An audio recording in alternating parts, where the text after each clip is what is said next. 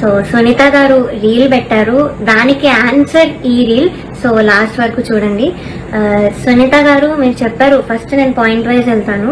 So first point ఏంటంటే మీరు చెప్పారు చిన్నప్పటి నుంచి చూస్తున్నాను, ఒళ్ళో కూర్చోబెట్టుకున్నాను అని చెప్పారు. ఇప్పుడు నేను ఎలా చేయాలి అని కూడా అన్నారు. సో లేదు, నేను ఇప్పుడు నన్ను ఒళ్ళో కూర్చోబెట్టుకోమని నేను అడగలేదు. నాకు ఆ minimum respect as a human, as a singer ఇవ్వమన్నాను. అండ్ మీరు రీల్లో ఎంత బాగా మాట్లాడారో రియల్లో కూడా అంతే బాగా మాట్లాడుంటే ఇవన్నీ అయ్యేదే కాదు మ్యామ్. సో అదొకటి. పాయింట్ నెంబర్ 2, నాకు కన్సిస్టెన్సీ లేదని కూడా చెప్పారు. చిన్నప్పుడు ఎలా పాడావో ఇప్పుడు అలా పాడట్లేదు అని కూడా చెప్పారు. Okay, that's your opinion, I totally respect that. So నేను దాని మీద ఏం మాట్లాడట్లేదు. సో ఇప్పుడు మీరు అన్నారు కదా నేను పూర్తిగా సాంగ్ సెలెక్షన్ విషయంలో మాట్లాడలేదని. సో మ్యామ్ మాకు ముందే రైట్స్ ఇవ్వడం జరిగింది, స్కెడ్యూల్ 1 ముందే. So Aditya music, Saregama, T series, mango music, so ఇవి మాకు ఇచ్చిన రైట్స్. మేము ఈ రైట్స్ లో నుంచే సాంగ్స్ చూసి ఇచ్చాం వాళ్ళకి. సో నా సాంగ్స్ రిజెక్ట్ చేసిన కారణం అయితే రైట్స్ ప్రాబ్లం కాదు, దేనిలో కూడా జరిగిందో చెప్తాను. ఇది రాఘవేంద్ర రావు గారి ఎపిసోడ్ లో ఆయన చేసిన మంచి డివోషనల్ మూవీస్ నుంచి నేను మంచి డివోషనల్ సాంగ్స్ ఇచ్చాను లిస్ట్ లో. ఇస్తే కాల్ చేసి ఇలాగా ఇది డివోషనల్ రౌండ్ కాదు, ఇలాంటి సాంగ్ ఎవరిచ్చినా కూడా మేము ఇవ్వము అది ఇది అన్నారు Suman sir from Gnapika production house. So call చేసి చెప్పారు. ఇంకా I had no choice, but వేరే ఇంకా సాంగ్స్ దొరికిన సాంగ్స్ అన్ని పంపించాను లిస్ట్ లో. బట్ చూస్తే ఒక అమ్మాయి మాత్రం అదే డివోషనల్ సాంగ్ పాడింది. అండ్ తను కూడా ఎన్ని పిచ్చింగ్ ఇష్యూస్ చేసినా మళ్ళీ అదే మంచి కామెంట్స్ ఇచ్చారు, దట్స్ ఫైన్. అండ్ షార్ప్ పాడుతుంటే మీరేమో సైగలు చేశారు. Instead of pointing that out in the judgement మీరు అది చేయలేదు. మరి ఇదేంత ఫేవరెటిజం కనిపిస్తుంది, అందరికీ కనిపిస్తుంది ఈ పాయింట్ లో. అండ్ మీరు ఇది ఆన్సర్ చేయండి, ఎందుకు సైగలు చేశారు జడ్జ్మెంట్ లో చెప్పకుండా, ఇది ఒక్కటి ఆన్సర్ చేయండి మ్యామ్. అండ్ జడ్జ్మెంట్ గురించి మాట్లాడుతున్నాం కాబట్టి ఈ యొక్క ఎపిసోడ్ లో Ilaiyaraaja sir, SPB sir episode లో మీరు ఒక పాటకి లేకుండానే ముందే జడ్జ్మెంట్ ఇచ్చి వెళ్లారు. కన్యాకుమారి అనే పాటకి మీరు ఆ రోజు ఏదో ఎక్కడికో వెళ్ళాలి అని ఆ పాట వినక ముందే మీరు కామెంట్స్ ఇచ్చేసి వెళ్ళిపోయారు. అది ఎలాంటి కామెంట్ అయినా, ఒరిజినల్ సాంగ్ గురించి అయినా ఏదైనా కూడా జడ్జ్మెంటే. సో మీరు ఇలా చెప్పేసి వెళ్ళిపోయారు సాంగ్ వినకుండానే. సో అదొకటి. అండ్ మీరు రీల్లో నేను పేర్లు మెన్షన్ చేశాను చెప్పారు. ఎస్, నేను గాయత్రి అక్క ఇంకా శ్రీధృతి పేరు మెన్షన్ చేశాను. కానీ మీరు ఇంకేదో ప్రణతి ఇంకా శ్రీలలిత అని చెప్పారు మీ రీల్లో. నేను ఈ 2 నేమ్స్ ఎక్కడా కూడా వాడలేదు, వీడియోలో కానీ ఇంటర్వ్యూస్ లో కానీ ఎక్కడ ఎత్తలేదు. సో మీరు ఎక్కడి నుంచి విన్నారో ఎవరి నుంచి విన్నారో తెలియదు మ్యామ్. నా వీడియో ఒక్కసారి చూడండి, నేను దానిలో చెప్పలేదు, ఈ పేర్లు అయితే అస్సలు ఎత్తలేదు. అండ్ శ్రీలలిత గురించి కూడా నేను ఎప్పుడు మాట్లాడాను, బికాస్ చాలా నాలెడ్జ్ ఉన్న అమ్మాయి, షీఈ్ అన్ అమేజింగ్ సింగర్. నేను తన గురించి అసలు మాట్లాడను. సో నా క్వశ్చన్స్, నా యాక్చువల్ క్వశ్చన్ కి మీ ఆన్సర్ రాలేదు, విచ్ ఇస్ లిరిక్స్ మర్చిపోయిన వాళ్ళు ఎందుకు టాప్ లో ఉన్నారు. I also give you the songs. చమ్కీ లాంగీలేసి పల్లవి స్టార్టింగ్ అయితే తను మర్చిపోయింది, అది మీరు కామెంట్స్ లో చెప్పలేదు. అండ్ సీతారామచరితం దానిలో కూడా లిరిక్స్ మర్చిపోయారు, అది కూడా మీరు కామెంట్స్ లో చెప్పలేదు. And the third thing is చేతుల మీద రాసుకొని వస్తే అదొక కామెడీ థింగ్ లాగా పోర్ట్రే అయింది, కానీ ఒక కాంపిటీషన్ మీరు అలా చెయ్యలేదు. అట్లీస్ట్ మార్క్స్ లో అయినా మీరు అక్నాలెడ్జ్ చేసి ఇస్తారేమో అనుకున్నాను, కానీ చూస్తే వాళ్ళందరూ కూడా టాప్ లో ఉన్నారు లాస్ట్ లో. ఇక్కడ చాలా డిస్క్రిమినేషన్ కనిపించింది మ్యామ్, వెరీ హర్టింగ్. బికాస్ మేము ఆ పాటలకి అంత లిరిక్స్ ఉన్న పాటలు, ఎస్పెషల్లీ మన భారతంలో నేను పాడాను, అండ్ అదర్ సాంగ్స్ కూడా డైలాగ్స్ కూడా ఉన్నాయి. మన భారతం అనే పాటలో చాలా చాలా లిరిక్స్ ఉండే, కానీ మేము అక్కడ లిరిక్స్ కరెక్ట్ పాడే వాళ్ళు కూడా మర్చిపోకుండా, మేమందరం అంత హార్డ్ వర్క్ చేసుకుని, అందరు సింగర్స్ కి తెలుసు ఎంత కష్టమో లిరిక్స్ గుర్తుపెట్టుకోవడం తక్కువ డ్యూరేషన్ లో. సో మేమంతా హార్డ్ వర్క్ చేసి ఆ స్టేజ్ మీద లైట్స్ కి టెన్షన్ లో మర్చిపోకుండా పాడడానికి అంతా ట్రై చేసి పాడాక కూడా మీరు మర్చిపోయిన వాళ్ళకి, చేతి మీద రాసుకొని వచ్చిన వాళ్ళని అంత అప్రిషియేట్ చేస్తే మాకు డెఫినెట్లీ హర్టింగ్ ఉంటుంది ma'am. It's very very discriminating. So ఇంకొకటి, మీరు మ్యాంగో మ్యూజిక్ వాటి గురించి మాట్లాడారు కదా మ్యామ్. ఫస్ట్ థింగ్ వచ్చేసి నాకు మా గురువు గారు నిహాల్ కొండూరి గారు ఆయన కంపోజిషన్ లో, అది మీరు పాడిన ఆయన కంపోజిషనే.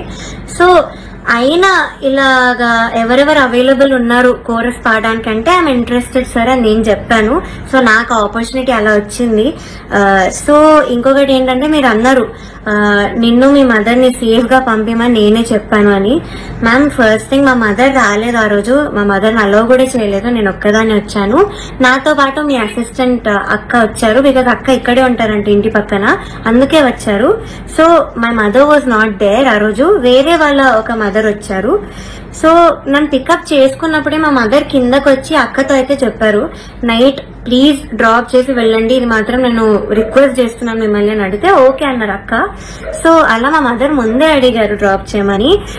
ఆ రోజు చాలా లేట్ అయింది, స్టార్ట్ అవ్వడమే చాలా లేట్ అయింది, నాకు చాలా ఫీవరిష్ కూడా ఉండే, ఫీవర్ ఉండే చాలా ఆ రోజు.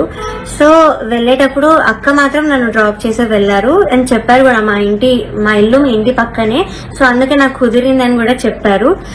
సో నాకు ఆపర్చునిటీ అయితే అలా వచ్చింది మ్యామ్, త్రూ మై గురువు గారు నిహాల్ కొండూరి సార్. ఇది కూడా అన్నారు, నువ్వు ఇదెందుకు చెప్పలేదు, నాకే నీతో వచ్చి మాట్లాడాను క్లాసికల్ రౌండ్ లో అని చెప్పారు. సో ఓకే నేను ఇది మాట్లాడాలి, దీని గురించి చెప్పాలి.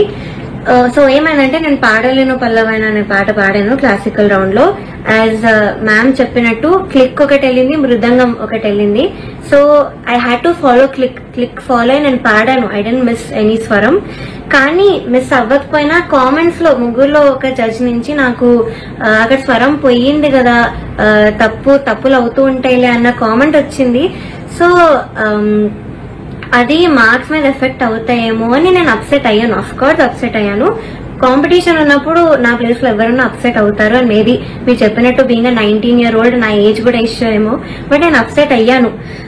అండ్ అప్సెట్ అయ్యాక ఏమైందంటే నేను ఆర్కెస్ట్రా వాళ్ళ దగ్గరికి వెళ్ళాను, ప్రొడక్షన్ వాళ్ళ దగ్గరికి వెళ్ళాను, మెంటర్స్ దగ్గరికి వెళ్ళాను.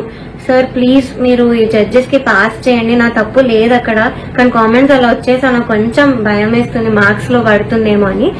సో ఇది నేను అన్నిసార్లు వెనకాల పెడితే వాళ్ళు వచ్చి మీకు చెప్పారు, అది మీరు విన్నారు, నేను చూసా వాళ్ళు చెప్పేటప్పుడు మీరు విన్నారు, దెన్ మీరు రియలైజ్ అయ్యి వచ్చి నాతో మాట్లాడారు, అది నేను చూసాను మ్యామ్.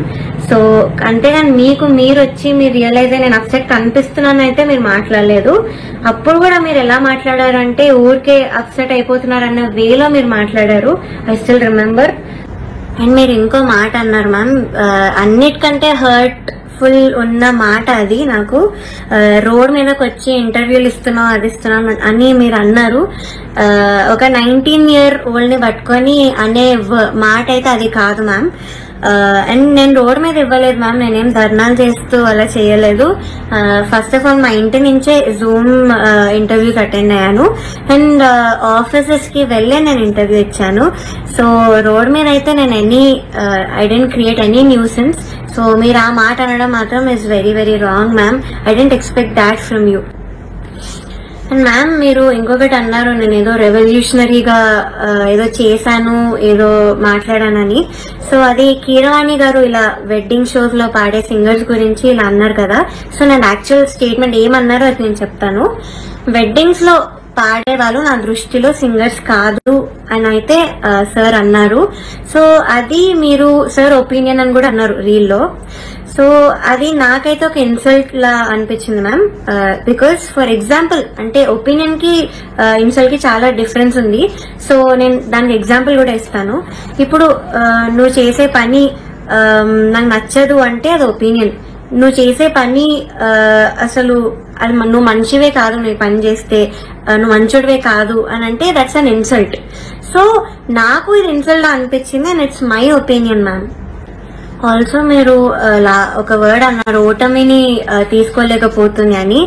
సో మ్యామ్ నేను ముందు చాలా రియాలిటీ షోస్ లో కూడా ఎలిమినేట్ అయ్యి వచ్చాను, అండ్ నేను ఎప్పుడు కూడా ఇలా వీడియో చేసి నాకు అన్యాయం జరుగుతుందని నేను ఎప్పుడూ పెట్టలేదు. ఒక్కసారి మీరు చూడండి, అండ్ నా ఏజ్ చూసుకొని మీరు అజ్యూమ్ చేసుకోకండి ma'am. Though I'm 19 years old, I have enough experience. నాకు 15 years ఉంది మ్యామ్ ఎక్స్పీరియన్స్ రియాలిటీ షోస్ వాటిలో, and I know how to take a failure. And నేను వీక్ పర్సన్ అయితే కాదు. చిన్న ఏజ్ నుంచే నేను చాలా హార్డ్ వర్క్ చేసి నా ఫ్యామిలీ రెస్పాన్సిబిలిటీ అంతా కూడా నేను తీసుకున్నాను. సో నాకు తెలుసు మెంటల్ ప్రెషర్ ఎలా హ్యాండిల్ చేయాలో, అన్నిటినీ ఎలా హ్యాండిల్ చేయాలో నాకు తెలుసు మ్యామ్. సో నేను చాలా స్ట్రాంగ్ గానే నించున్నాను ఇప్పుడు. అండ్ నా వెనకాల ఎలాంటి పవర్ఫుల్ పర్సన్ లేరు, మాకు అంత ఇన్ఫ్లుయెన్స్ లేదు, మాకు మనీ లేదు నేను ఓన్ గా రావడానికి, నా ఓన్ మ్యూజిక్ చేసి ఓన్ సాంగ్స్ చేసుకొని రావడానికి మాకు అది లేదు. సో నేను అన్ని నా సోషల్ లైఫ్ కానీ నా స్టడీస్ అన్నిటినీ పక్కన పెట్టి మ్యూజిక్ ఇస్ మై ఎవ్రీథింగ్ అనుకుంటూ బతుకుతున్నాను. సో అలాంటి దానిలో ఇంజస్టిస్ జరిగినప్పుడు ఎవరికైనా ఉంటుంది మ్యామ్, ఇలా అప్సెట్ అవడం అనేది పక్కా ఉంటుంది. సో నేను మళ్ళీ once again I'm saying ma'am, you are a legendary singer. I was always a fan, I'm still a fan. మీరంటే నాకు చాలా చాలా అభిమానం as a singer. So judgement ఒక్కటి నేను ప్రూఫ్ తో మీకు పెట్టాను. So please answer my